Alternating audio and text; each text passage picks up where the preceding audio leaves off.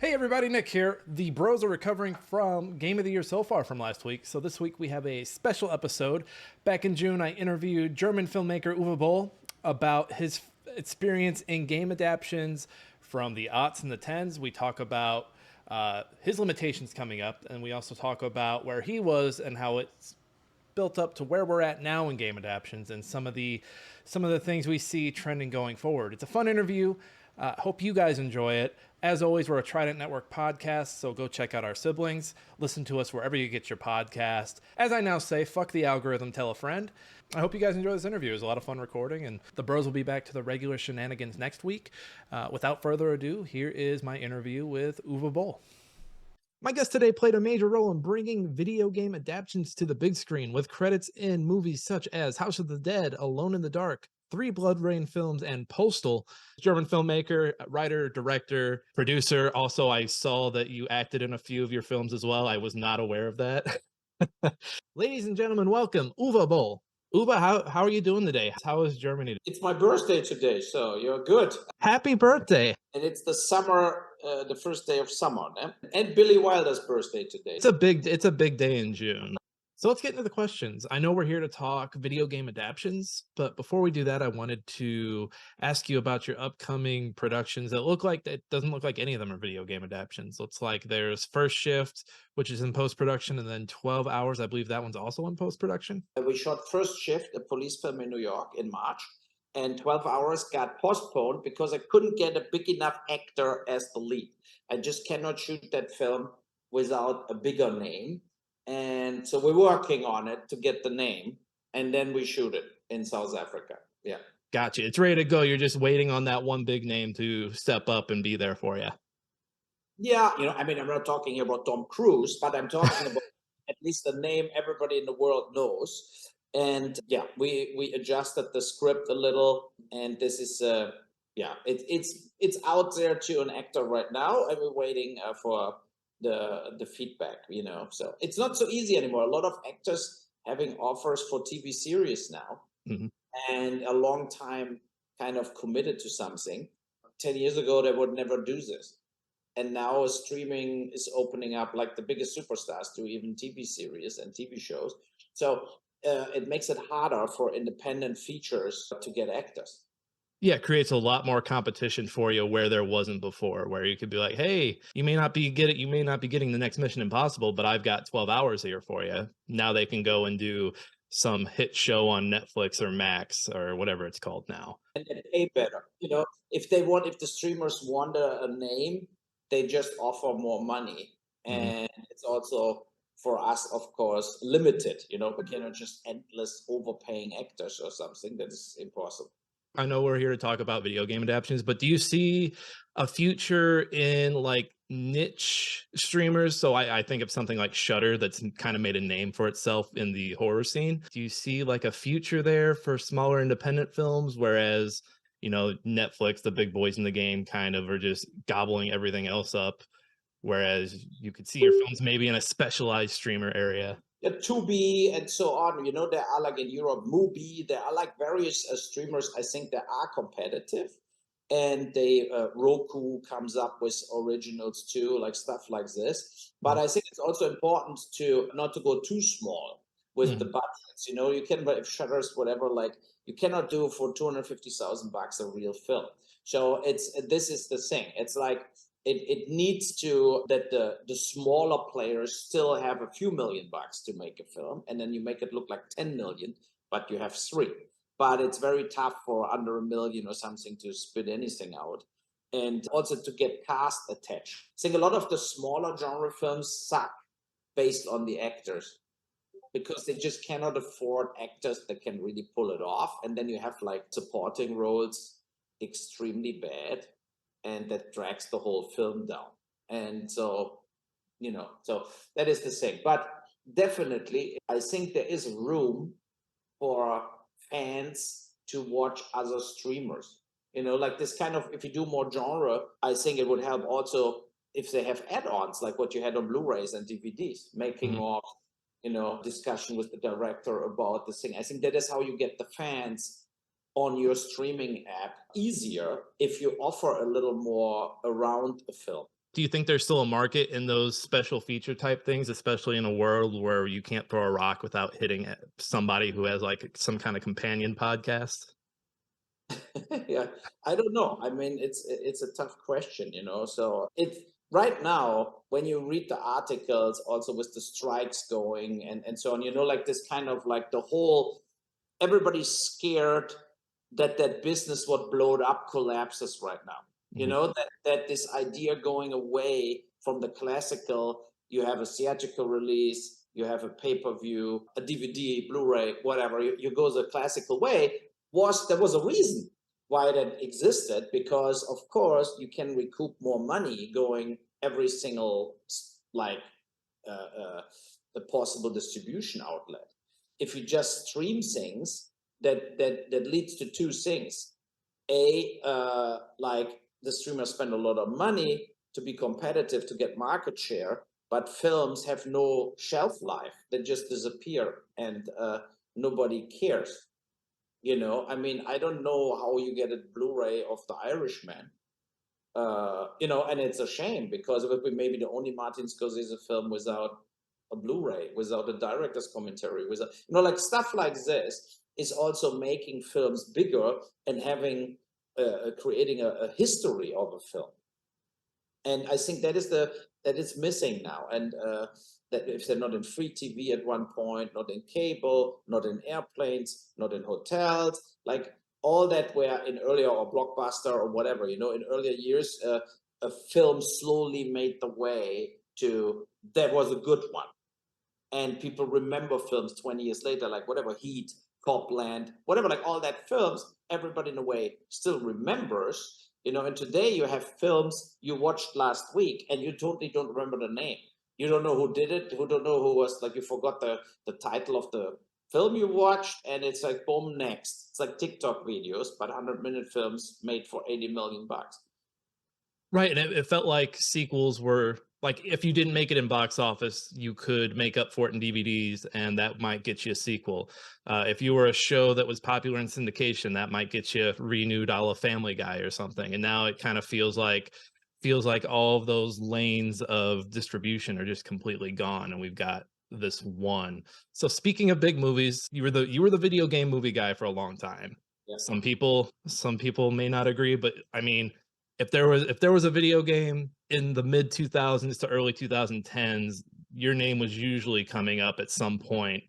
The one that I always go back to is House of the Dead. Watched it way too young, way too young. So looking at the video game movies now, what would you say is the biggest difference between what you were going through and making the adaptions back in the 2000s, 2010s compared to what filmmakers are doing now with these films and TV shows?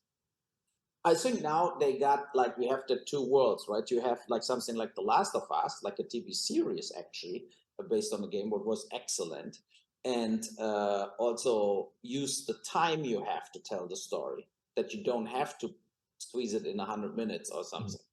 And at the same time, everything gets more CGI driven in today's time, because they put more money in, they are bigger. As we always had like 20, 30, 40 million to make a film. Now they spend 100, 200 million. So, and they can do more visual effects in a way that you don't have to do the physically action.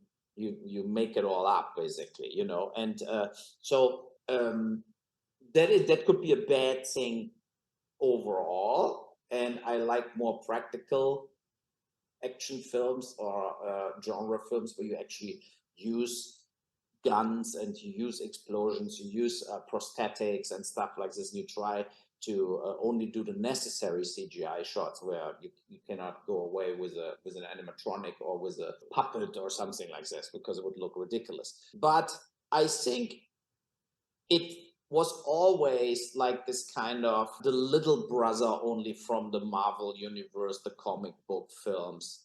And it's still kind of the B movies, like they spend tons of money with it, but it's not like what they spend on Batman or what they spend on Avengers or films like this. So it's a little different still, but that shouldn't be necessarily a bad thing, because I think genre films are more needed as ever.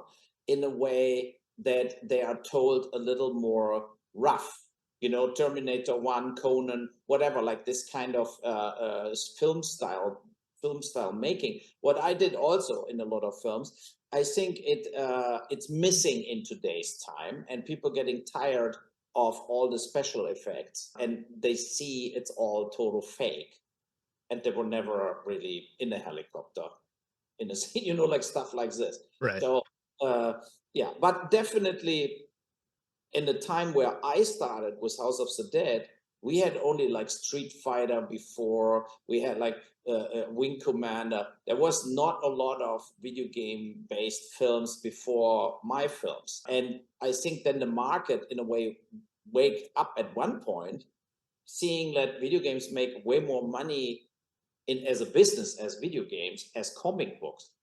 And that nobody really knows all that comic books anymore. I mean, my kids never read a Spider-Man comic, but they Right. know Spider-Man in all the films. So, and that is totally different, I think, with video games. I think video games are the number one, and the film is the number two. And with comics, that is totally reversed. It's like the films are big, and the comic is only now a side effect.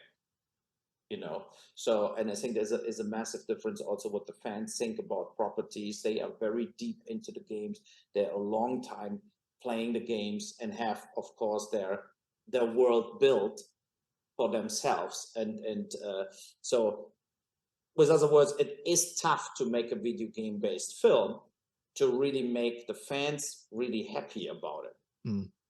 And overall, it's similar to, you have a totally loved book and you make the film, and the book is 600 pages, and now you make a 2 hours film. The people that love the book will always say, they left this out, this character out, this side plot out, and find something. On the side of games, it's weird now because you either hear about a game and then like a month later you'll hear that the film rights were sold. So one I don't know if you're aware of this game, The Mortuary's Assistant. You basically play a mortuary's assistant who's trying to find the body that got a demon in it, and you're trying to eradicate that body.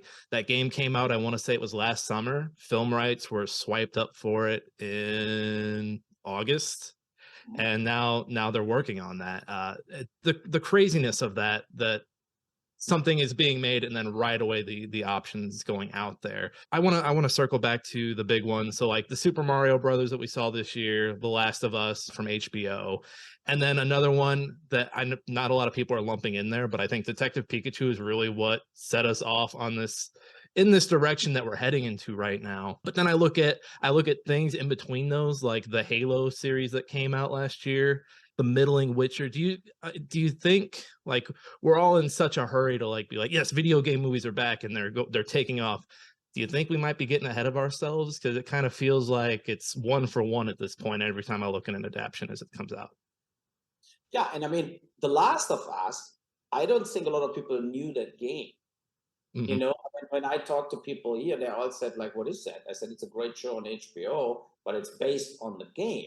And they never played it. They had no clue what it was talking about. So, and so that is, of course, kind of a problem, but not necessarily for the audience, right? So, because as long as it's good, people watch it if it's based on the game or not. So, but if you do another new, like Dungeons and Dragons, what came out with Michelle Rodriguez, this thing, it's this kind of like, I felt a film like this is like this in between, where you feel like, what's the point of that film now? Because it doesn't have the A+ stars, it Mm. doesn't have the A+ budget. So how can it really compete? With when you have, like, at the same time, then comes the new Guardians of the Galaxy, and then it's also a huge problem. What I see in general is the event films, in a way, are too many, and you cannot, like, basically, in earlier years, we had 2 or 3 this kind of films a year. And now we have like 55 films a year coming out. They are this supersized, based on comics, based on games, based on franchises, or new creations like Extinction 2, what is only on Netflix, whatever, like stuff like this.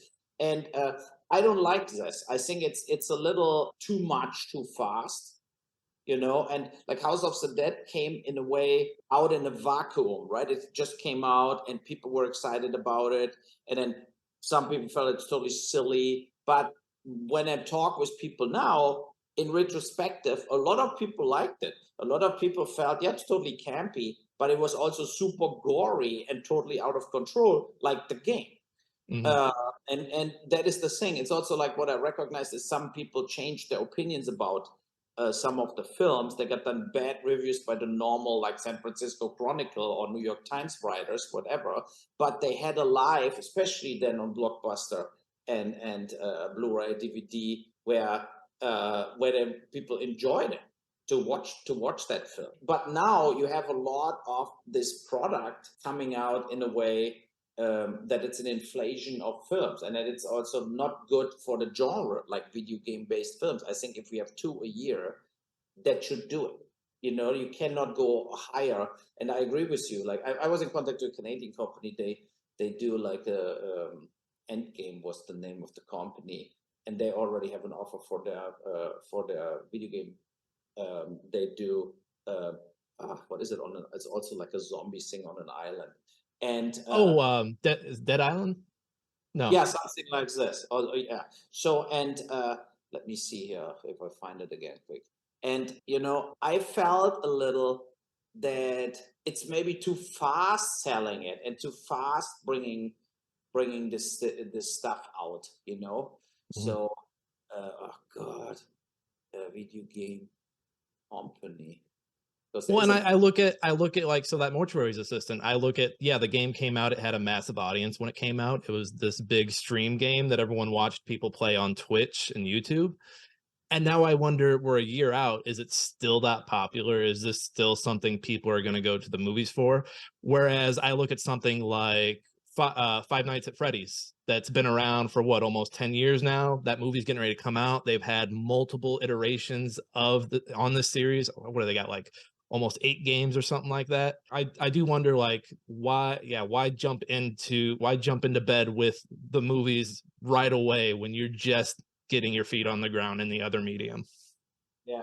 But look, I think it's also some feel like if we wait too long and the game slows down or whatever, we don't get a great deal, you Mhm. know. But for example, Halo came kind of late. It was already an older game where the people were not so much into it anymore, you know. So, and, but I think also some films in a way hurt the game. Assassin's Creed, you know, like whatever, like Prince of Persia. I Mhm. think that films were not great advertising to keep the game going in a way. You know, it was more like, okay, now forget it. Now I'm not playing it anymore. They So just, yeah, those kind of just came and went, and they weren't like, they didn't really leave a mark. Weird with Prince of Persia, because you're like, oh, that's a Jerry Bruckheimer movie. Like, this is going to be great. And then you go and see it, and you're like, oh, yeah, no. it was my feeling too, right? So I was more like overall, when you go back to other things, I was pleasantly surprised from Silent Hill. You know, I was like not expecting a film what maybe catches really the intensity of the game, but it kind of did. That was a great I saw that one in theaters. That was a great theater experience. Very Yes, spooky. Pyramid Head was very daunting. And yeah, they just did a great job at like making it feel like you were playing the game while watching the movie. totally. The sound alone, right? So was like what also is in the game an enormous spectrum, an enormous power tool. They really got that, and it really worked. And I almost did Hitman with Jason Statham. So I worked on the rights and with IDOS, and I got Fear Effect from them. And then they said, we'll give you Hitman, and then Hitman got done by was first Vin Diesel, who and then also didn't make the film, and then the French company did Hitman, and but it was not a bad film. I think Hitman was okay. It was not like a total masterpiece. I still think Jason Statham would be better, but it was not a bad film overall. You know, but as we said, like I was like World of Warcraft or whatever. I I was not a fan of these films. Like as more money they spend, and as more like the classical Hollywood mega producers came in, like Jerry Bruckheimer, as less connected to the game it got. The Prince of Persia could be also done by the Mummy guys or something. I mean, it was just like not really. You saw that Jerry Bruckheimer never looked at the game. He looked just on the sales numbers of the game and Hmm. felt, great, that will sell. He looked at the box art and said, "Okay, get Jake Gyllenhaal dressed up like that. Let's go." Yeah. Yeah. There did feel like there felt like a lull, like 2010s on, which I don't think we really came out of until, I don't want to say Ready Player One because I had mixed feelings about that one, but probably around Detective Pikachu was when we came out of it, and I think Sonic really then put its foot on the gas, and that's when we really kicked off from there. Do you look back at your video game films and wish there was anything you could like have a do-over on any of them, or do you look back and you're like, no, this is great, I still love this? No, I still love it. And I always say, like, look, even if I got the very bad reviews for a lot of them, they made it happen that I could do other films after, and that Mhm. I developed this kind of worldwide distribution net where people like Uwe Boll films, and I could sell them Wall Street to the same people, or Rampage and other films I did later. So, of course, I would do a lot of things different in the films that, in retrospective. Right. I said it before, I would never cast Tara Reid again in Alone in the Dark. She's super nice, but she was just dead wrong. So, and that is the thing, but you cannot like change the past. Right. And and that is it. I was very happy with Dungeon Siege, was In the Name of the King. I think that played very well, but it was a situation where, because I had a discussion with a different podcast a few weeks ago, and and when you heard there was a 3 hours version of Dungeon Siege, it's out in Europe on Blu-ray and so on, and I don't think it's even out in US. So I said, look, that was my problem. Like, I got forced, it was Fox at that point. They said, if you don't do 2 hours, we're not releasing the film. We're not releasing 3 hours in the movie theater. So I had to cut an hour out of the film. And then you get the reviews, and everybody said, it's too jumpy, the story, like there's no character development. Yeah, but what do you want to cut out? If you have to cut 1/3 of the film, of course, you cut out the character development and the drama works, and you keep all the money shots in to show the action, right? So to have like because overall it's an action film. So, and that is the thing. It's like, and then people that watch the 3 hours version, they really liked it, but it's slower, So, and like they let Peter Jackson spit out 4 hour films, but not me. So, and that was the thing. It's like where you feel a little like they should understood or try to understand a little under what circumstances I was doing all of this. And it's I couldn't do everything just because I wanted it. It was all connected to money. So and then you have to really put things into account. Now, yeah, but overall, I'm very happy with how that film turned out. I'm very happy with Postal. I think the spirit of the game is really right there on screen, and You that's wrote why. that one, right? That was the one video game adaptation you wrote, right? Yeah. I mean, I got like various treatments and other writers and so on, but like the most ridiculous things are all from me, basically, because I felt like you need to shock, you need to like go overboard and be totally offensive to everybody. And that is also the film. I think most of the like my fans love that film most because it's this kind of uh, nobody would ever do this, something like that. It was really like you had a lot of this kind of people, a lot of people watched it and felt like, oh my fucking god, I cannot believe what I'm watching here. And I think that is a good thing, and it's too bad because in a way I think the world would need Postal 2 right now with all the cancel culture, all the like this kind of censorship, and you cannot do this, you cannot offend this people. I think it would be good to offend everybody in a film, but even out, right? So you offend everybody, so everybody is kind of safe, but everybody gets trashed into the garbage can, and they cannot like put Postal into any corner because it's like from Bush to Bin Laden to black Asians, whites, like there is no holdbacks to anybody.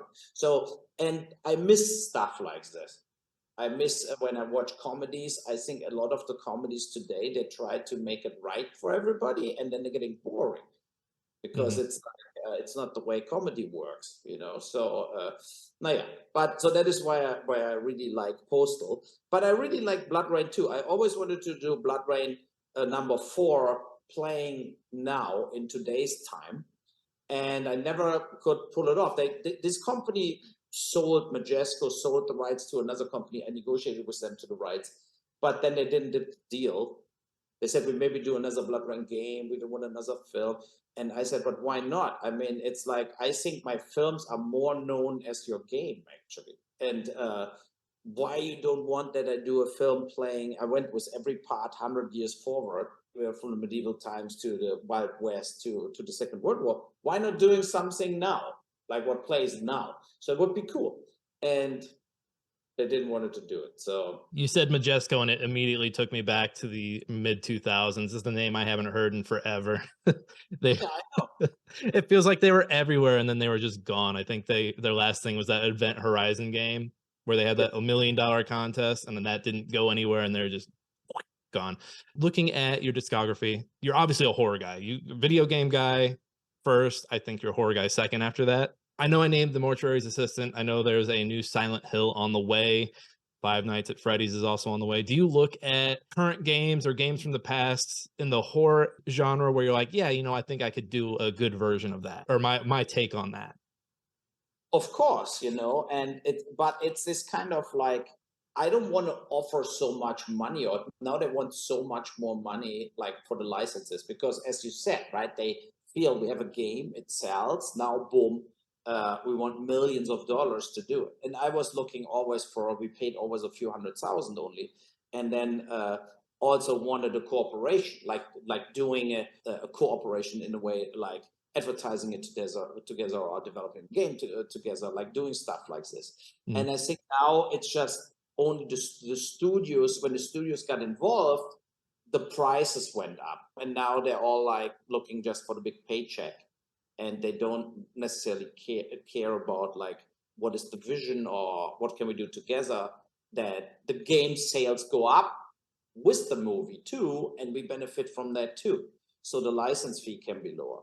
So, but of course, I would love to do another. I always wanted to do Grand Theft Auto, right? So that would be, because Grand Theft Auto would be the closest to a Postal in a way, from the style, from that cynical, violent style, meets like Fast and the Furious and stuff like this. And I think that a film like this could fly, and it should be, because I think the Fast and Furious now went so over the hill, it's like not interesting anymore. I personally don't like the movies anymore. Like I can't have humans flying 300 meters with a car, and like, and you have nothing. You're not Superman. You're just Vin Diesel.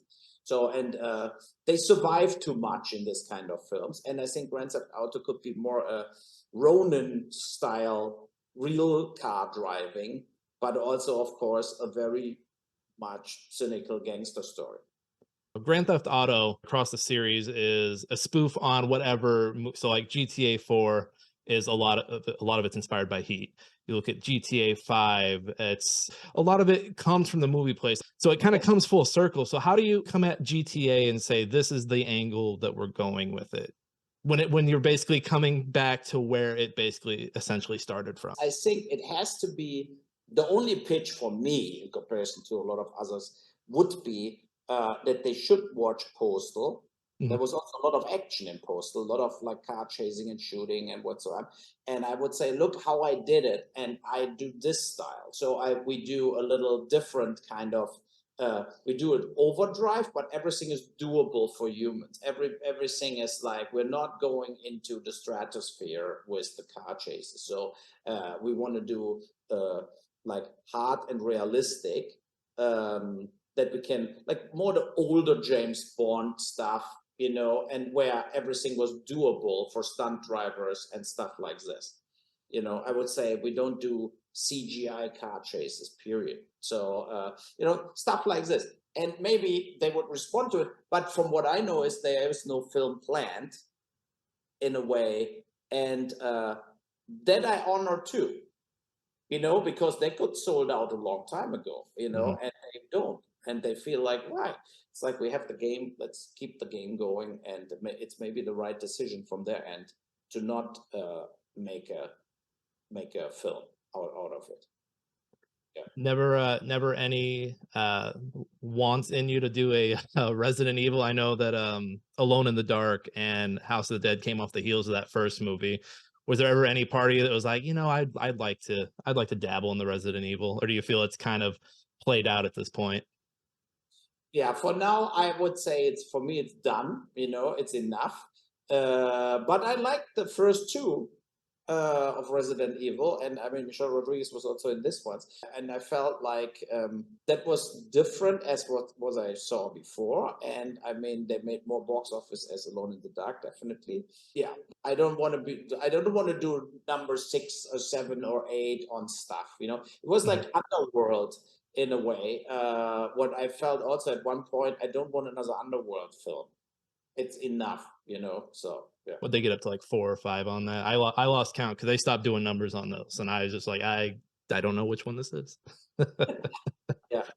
In the world of streaming right now, do you think if you were putting movies out right now, they would be doing better? Like the movies that you put out back in the aughts and the tens, if streaming was a mainstay like it was right now, do you think people would look back more fondly at your work?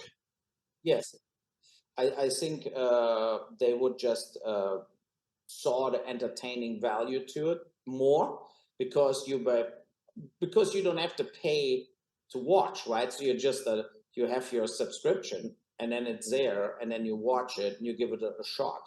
It's a little different as to go to Blockbuster and actually pay money to rent a film, for example. Mhm. And yeah, and I mean, I we had an interview with a magazine that wrote that article about it, where the guy said, in a way, I paved the way. He said like everybody cursed you out, but without you, there would be maybe never something went in motion. I mean, that is like, I mean, if you take all my films out and there would be nothing there, then who knows if they would continue, like, or we would be there where we are today. Mhm.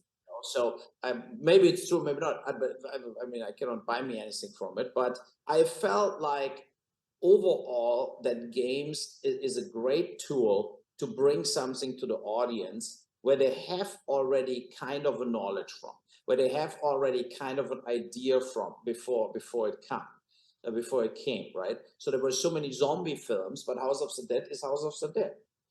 And I think that is an asset to, if you make a product, if you make a film.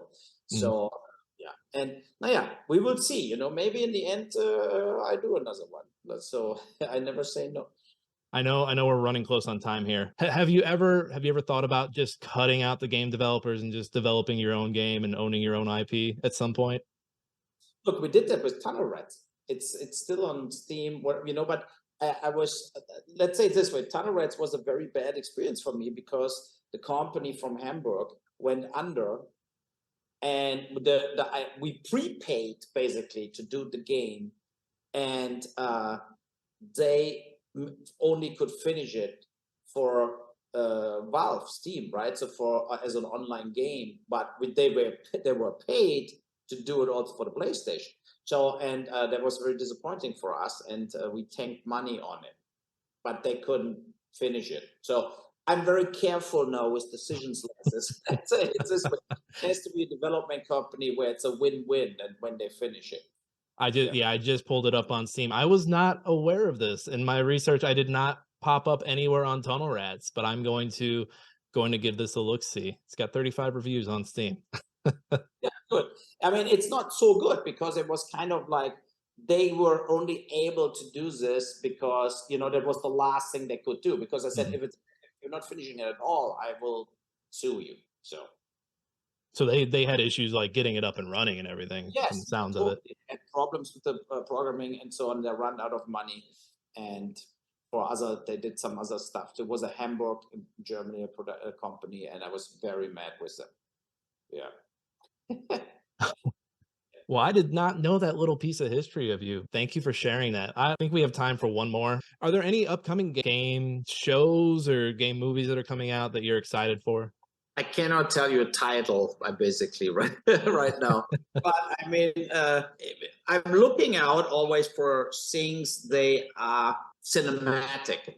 You Mhm. know, where you can also tell maybe a story what was not told before, or where you have the feeling it's the same thing over and over. So that is basically, yeah, we will see. And then are you playing any games right now that you're excited about? Is there anything on your Steam account or on your PlayStation or Xbox that you got sitting over in the corner? I mean, I have two boys, and they are very addicted and playing. They're playing big Fortnite tournaments already, both like worldwide, and so I followed them. But we do also like roadblocks, like like Roblox? Mario Brothers, stuff like this. Playing it together, FIFA, but that's not a film. So I go with them now. You know, I What go with flow what they like, and it's there. You see, also the one is 14, the other one 9. So you have this kind of like, you know, what is really hot. You know what is really like, you Oh, know, there yeah. are some properties they meant a lot to us, Call of Duty, whatever, right? But they're Mhm. not so trendy anymore as they were before. Yeah, it's disheartening. I was talking to a friend who is in their mid-20s, and I brought up Gears of War. I really like Gears of War in the mid-2000s, and they're like, "What is that?" Yeah. And I instantly made me feel a little older. But I totally get that. Whatever the kid's into, you got to be into. I I wanted to do always Baldur's Gate.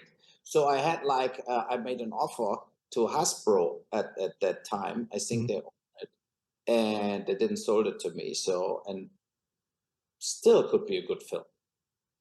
Well, and yeah, they just had the new Baldur's Gate come out, so more Oh, eyeballs are going to be on that series. Yeah, I yeah. think they just went 1.0 pretty recently, or they're getting ready to go 1.0. Uwe, this was great. Thank you so much for your time. Thank you for all the work that you put into your films, and can't wait to see First Shift when it eventually hits our screens. I think we have in post production the next 2 months. Still, we do the music now, color correction, and VFX and stuff. And so there is a First Shift movie website people can check out. And I hope I can do the trailer. We can release a trailer in 3 weeks or something. So if people Google First Shift, they will get the information slowly coming in.